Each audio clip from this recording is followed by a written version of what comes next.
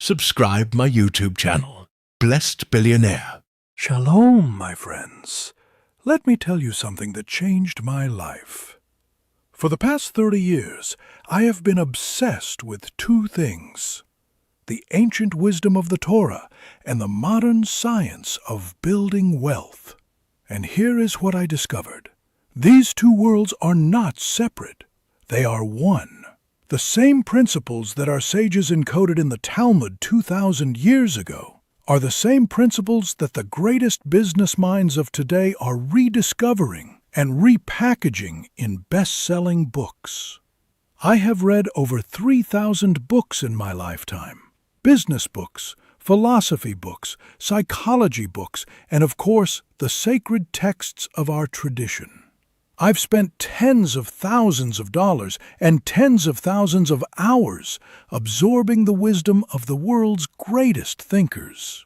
And if I'm being honest, most of those books were repetitive, shallow, or just plain wrong. But buried in that mountain of paper and ink, I found 10 books, 10 modern classics that contain truths so powerful, so aligned with Torah wisdom, that they have the potential to completely transform your financial life. Today, I'm going to share those 10 books with you. But I'm not just going to give you a reading list. Anyone can do that.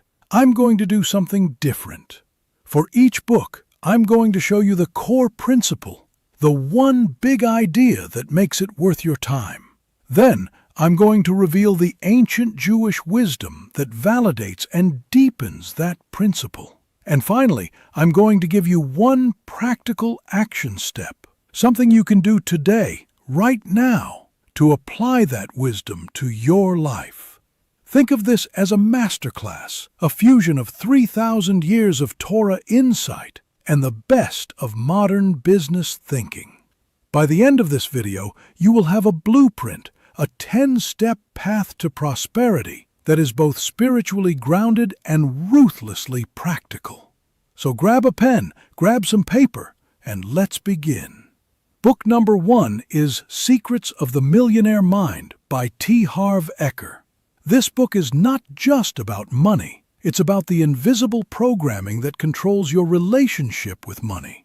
Eker introduces a concept he calls your financial blueprint. This is the set of unconscious beliefs of Kiddushin. There is a teaching. A person is obligated to teach his son a trade. But the sages go deeper.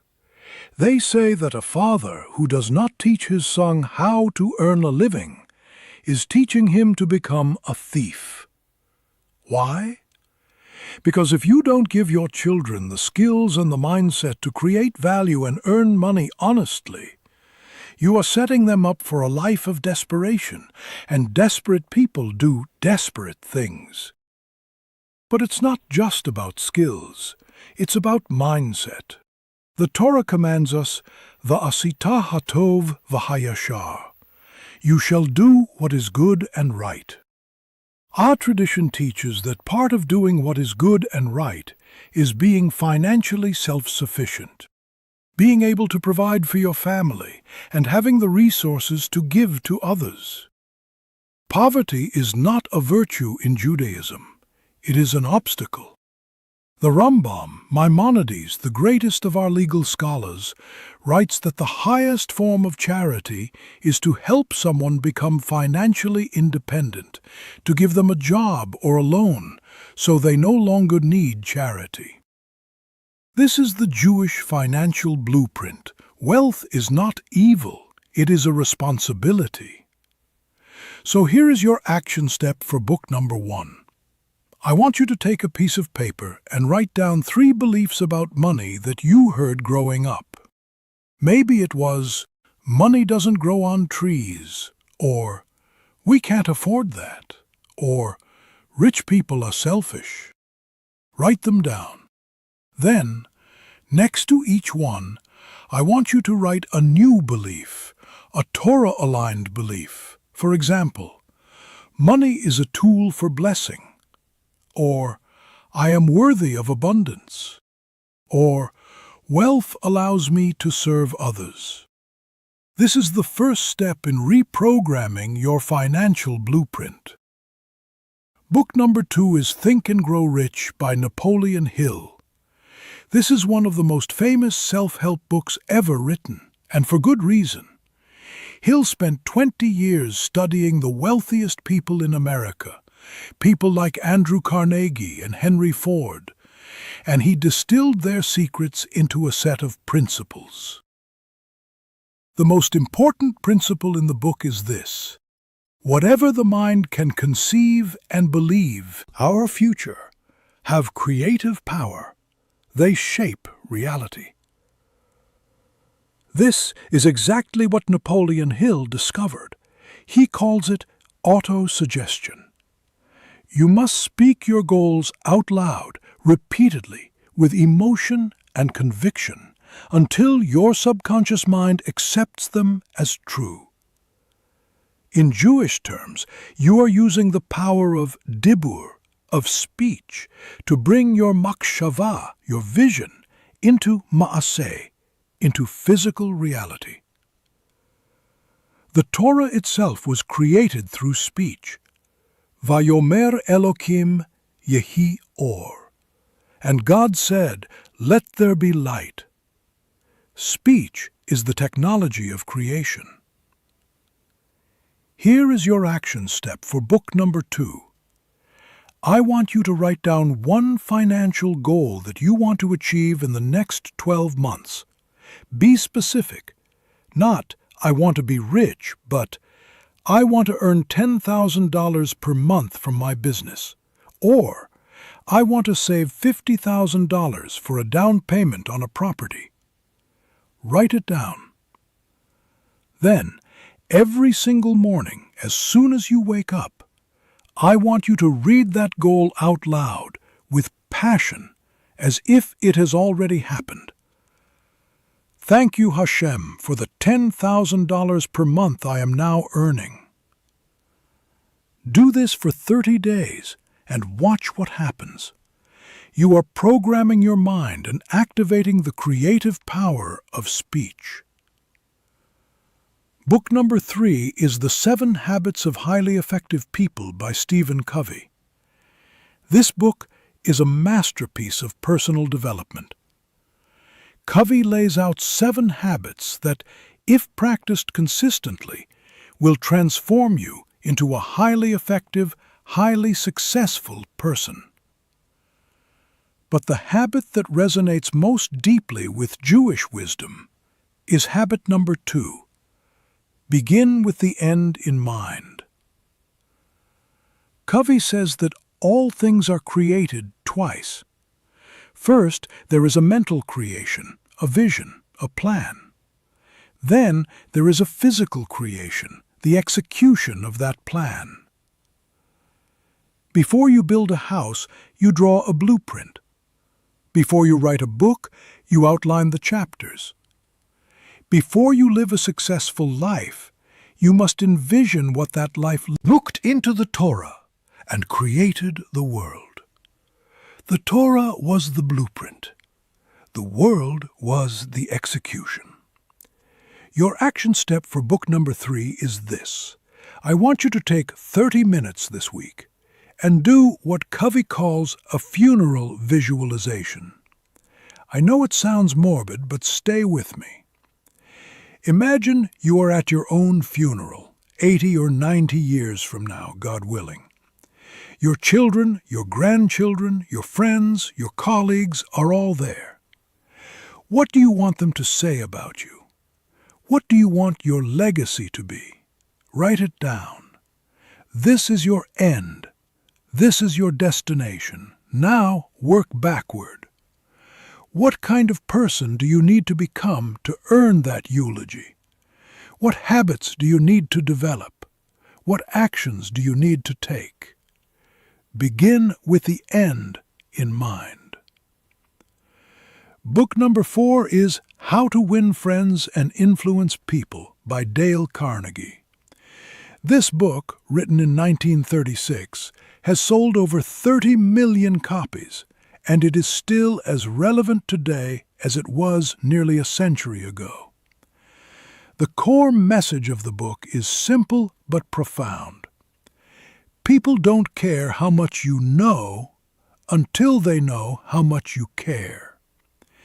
If you want to be successful in business, in relationships, in life, you must become genuinely interested in other people. You must learn to listen, to appreciate, to make others feel valued. Carnegie gives dozens of practical techniques, but the most important one is this: remember people's names and use them. A person's name is, to that person, the sweetest sound in any language. When you remember someone's name and use it in conversation, you are sending a powerful message. You matter. I see you. You are important to me. This simple act builds trust, rapport, and influence faster than any sales technique or persuasion tactic. Now, this is not just a psychological trick. This is a deeply spiritual principle. In the Torah, names have power. When God changes someone's destiny, He changes their name. Abram becomes Abraham. Sarai becomes Sarah. Number 5 is Spin Selling by Neil Rackham. This is the best book on sales I have ever read, and I have read hundreds. Rackham spent years researching what separates the top 1% of salespeople from everyone else, and he discovered a pattern. The best salespeople don't talk, they ask questions. Specifically, they ask 4 types of questions which spell out the acronym SPIN: situation, problem, implication, and need payoff. First, you ask situation questions to understand the customer's current reality. Then you ask problem questions to uncover their pain points. Then you ask implication questions to help them see the consequences of not solving the problem. And finally, you ask need payoff questions to help them articulate the value of the solution. The genius of this method is that you are not selling, you are guiding. You are helping the customer sell themselves. This is pure Torah wisdom. In the book of Proverbs, King Solomon writes, Chanoch lana'ar al pi darko, educate a child according to his way. The sages interpret this to mean that you cannot force wisdom on someone. You must meet them where they are. You must understand their unique situation, their unique challenges, and guide them to the truth in a way that resonates with them. This is the art of asking questions. There is a famous story in the Talmud about Hillel, one of the greatest sages. A non-Jew came to him and said, "Teach me the entire Torah while I stand on one foot." Instead of getting angry or dismissive, Hillel asked him a question. What is hateful to you? Do not do to your fellow. This is the whole Torah. The rest is commentary. Now, go and learn. Hillel didn't lecture. He asked, he listened, and he guided. This is the essence of spin selling. Your action step for book number 5 is this. The next time you are in a sales conversation or any conversation where you want to influence someone, resist the urge to pitch. Instead, ask questions.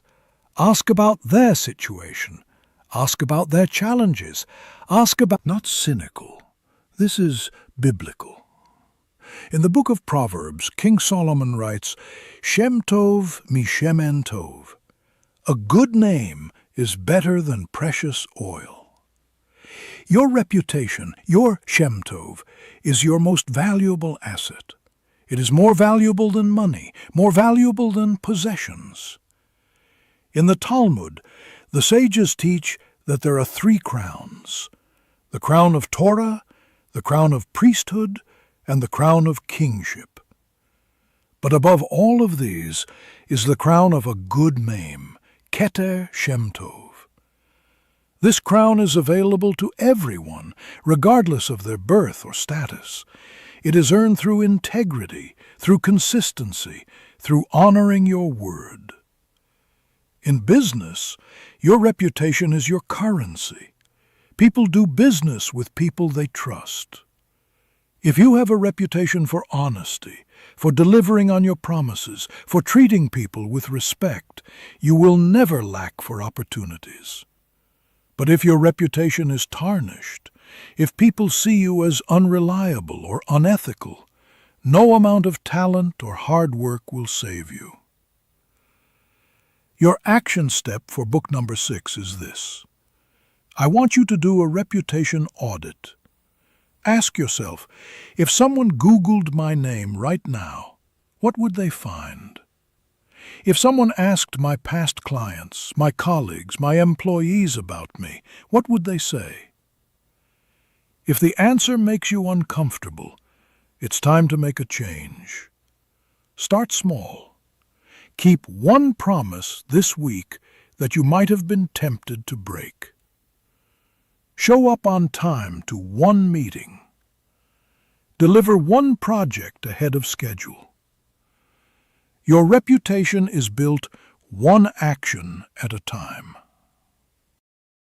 Book number 7 is Awaken the Giant Within by Tony Robbins. Tony Robbins is a force of nature, and this book is his blueprint for taking control of your life. The core message is this: you are not a victim of your circumstances. You are not a victim of your past. You are not a victim of your emotions. You have the power right now to make a decision that will change everything. Decisions shape destiny. Robbins teaches that most people live in a reactive state. Circumstances of your life. But you control your response. You control your attitude. You control your choices. This is your giant within. This is your power. Your action step for book number 7 is this. I want you to identify one area of your life where you have been playing the victim. Maybe it's your finances. I can't save money because I don't earn enough. Maybe it's your career. I can't start a business because I don't have the right connections. Maybe it's your health. I can't lose weight because I don't have time to exercise. Whatever it is, I want you to reframe it as a decision. I have not yet prioritized saving. I have not yet built the right connections. I have not yet made time for exercise. Do you feel the shift? You are no longer a victim. You are a decision maker. Now, make one small decision today that moves you toward the life you want. Book number 8 is Getting Things Done by David Allen. This book is a game changer for anyone who feels overwhelmed, scattered, or unproductive. Allen's system is simple but profound. Your mind is for having ideas, not for holding them. Most people walk around with dozens, even hundreds of tasks, commitments, and ideas swirling around in their heads. This creates constant low-level stress and makes it impossible to focus. Allen's solution is to get everything out of your head and into a trusted system. You capture every task, every idea, every commitment in writing. Then you organize it, you clarify what needs to be done, and you execute with a clear mind. The result is a state he calls mind like water, calm, responsive, and powerful. This is a deeply Talmudic concept. The Talmud is in many ways the ultimate getting things done system. It is a massive, organized repository of ideas, laws, debates, and wisdom. Nothing is left to memory alone. Everything is written down, categorized, cross-referenced. The Startup by Eric Ries. This book revolutionized the way we think about building businesses. The old model was to spend months or years developing a perfect product, then launch it and hope people buy it. The lean startup model is the opposite. Build a minimum viable product, get it into the hands of customers as quickly as possible, learn from their feedback, and iterate. It's a cycle of build, measure, learn, repeat. The core insight is this: you don't know what your customers want until you ask them. Your assumptions are almost always wrong.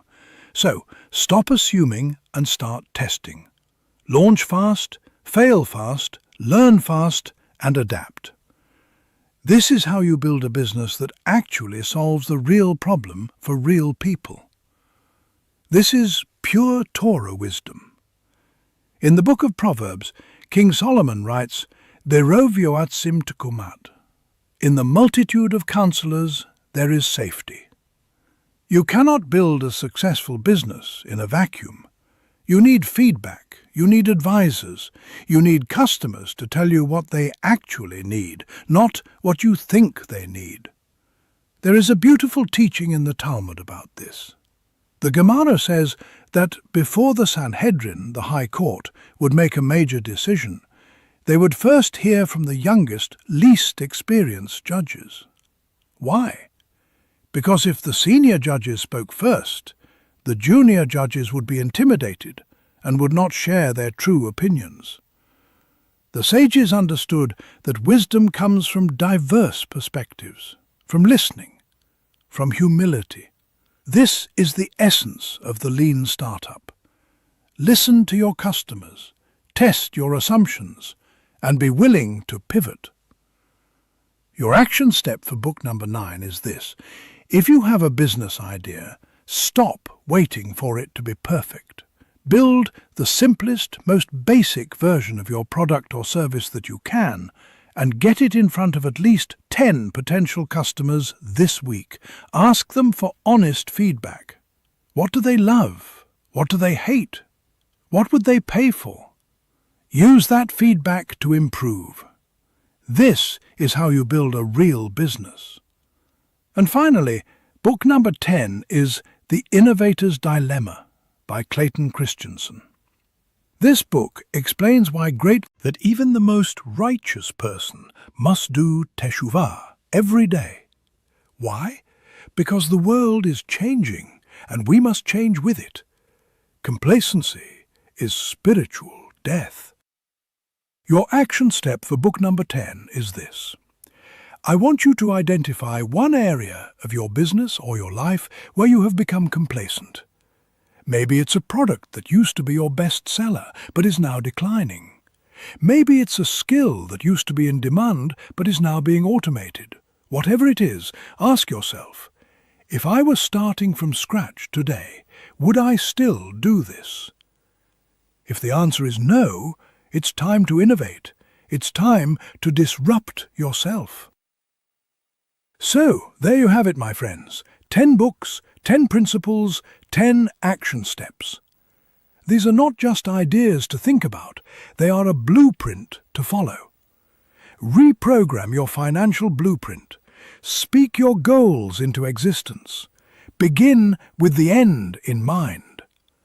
Honor people by remembering their names. Ask questions instead of pitching. Guard your reputation. Make decisions, not excuses. Get everything out of your head. Test your assumptions and disrupt yourself before the world disrupts you.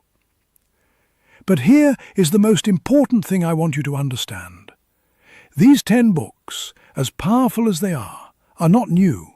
They are echoes of ancient wisdom, wisdom that has been encoded in the Torah and the Talmud for thousands of years. The world is constantly rediscovering what our tradition has always known, that prosperity is not an accident, it is a system, it is a set of principles, a way of thinking, a way of living. So, go, read these books, but more importantly, live these principles.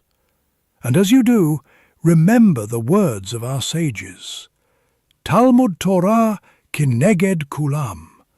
The study of Torah is equal to all the other commandments. Why? Because study leads to action, and action leads to transformation. Shalom, and may you be blessed with wisdom, with wealth, and with the courage to use both for good.